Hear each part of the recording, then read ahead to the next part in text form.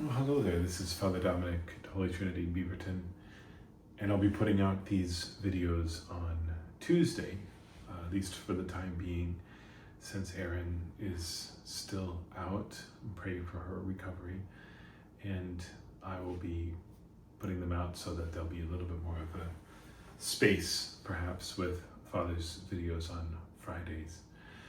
And this week, it's almost like another week, another mass shooting. And this one, I think, affected me perhaps particularly because it was an attack on an LDS church, LDS meeting house, a ward. And I'm particularly familiar with all of those words. There was an image that I saw of their classic signs, which they have, which says, Church of Jesus Christ of Latter-day Saints, visitors welcome.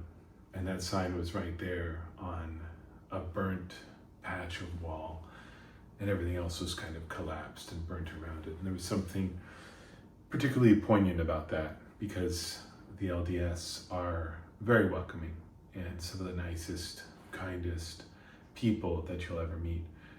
And I know that very well firsthand, having lived these last 5 years in Utah. And that's not to say we don't have differences with the LDS Church. Of course, we do have differences. But what do we do to bridge the differences between us and them, or between anyone who we disagree with? And I think it's very important to think about this, because as Catholics, we have the truth. We believe the things we believe very strongly. And sometimes we can come across very strong in our proclamation, let's say, of those beliefs. But what's our objective? What's our objective in doing that? Is our objective to be right, to look good, to prove a point? Or is it our objective to truly try to share the truths that we believe and hold with those we care about, and to help them to find what we have found, to have those same beliefs? And if that really is our objective, then I think we have to be very careful about how we approach that. And this shooter who attacked that LDS church, my guess is that he was unwell, maybe untreated PTSD, who knows. It seems that someone was knocking on his door and he started to rant about the LDS and say a lot of these sort of things that he'd seen online. And that's my fear. My fear is that's where these sort of things can lead. It's not to say we don't point out the problems when we see them, or we don't proclaim the truth, but it is a problem when we do it in a sort of a vitriolic way that can lead to that sort of hatred, or can lead people who already have some sort of a condition to kind of go down a weird rabbit hole, and then maybe even take it out in this way. I mean, I don't know. We don't know. I don't think anyone knows for sure what the motives were, if there were any, in this attack. But these are the sort of things that can happen. And I think we've all seen people not give into something like that, something that violent, but in other ways, respond, at least verbally, in sort of violent ways. And I think that's certainly not the Christian approach. So what should our approach be? What should our approach be to other faith traditions that differ widely from ours, and with which we have reason to disagree? And I think our approach has to be an approach of love. I was reading a book not that long ago by Peter Thiel called 0 to 1. And it's a book about startups. It's a book about these companies that start up and are incredible successes, and I think we've all heard the big names, and Peter Thiel was one of the founders of PayPal.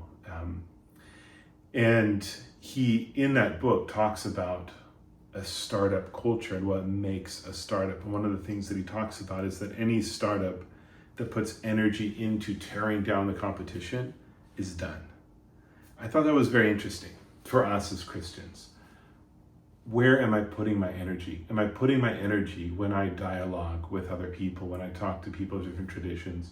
Am I putting my energy into tearing people down? Am I putting my energy into tearing down Joseph Smith, tearing down Brigham Young? tearing down other people's faith, such as it is. And I think it's a very serious thing that we have to think about, because I could possibly sow doubts in someone's mind. I could tear down their faith. But if I don't give them something better, I might well leave them worse off. I might well take away that little bit which they have, whatever that is. And I'm not saying that necessarily of LDS people, I'm saying it of anyone. And so I just think it's so important for us as Christians, when we engage in these conversations, not to tear down, not to attack. What does that do? What does that prove? What does that show? It's easy in some sense, but it's our challenge to build something up, to create something positive, to create a positive, beautiful vision of the faith, to live our faith in a positive, beautiful, dynamic way. And that alone is going to be what shows the truth of our faith.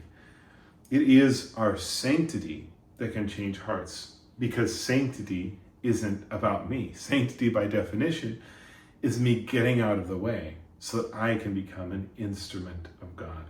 So that's my hope, as we obviously pray for those people that were affected by that attack. And as we pray for all people who have been affected by all these sorts of attacks recently, and as we think about the differences that we have with other people, hopefully what that can lead us to is it can lead us to this path. It can lead us to a motivation. It can lead us to a way. It can lead us to live lives that are more coherent. It can lead us to model our lives on Christ, to incarnate Christ into our lives. And so that when we dialogue with people, we can dialogue with them from a place of love. We can get to know them. We can listen to them. And we can allow ourselves to become a channel for God's love, because God's love alone can change people's hearts. Thank you very much, and I will see you soon. God bless you.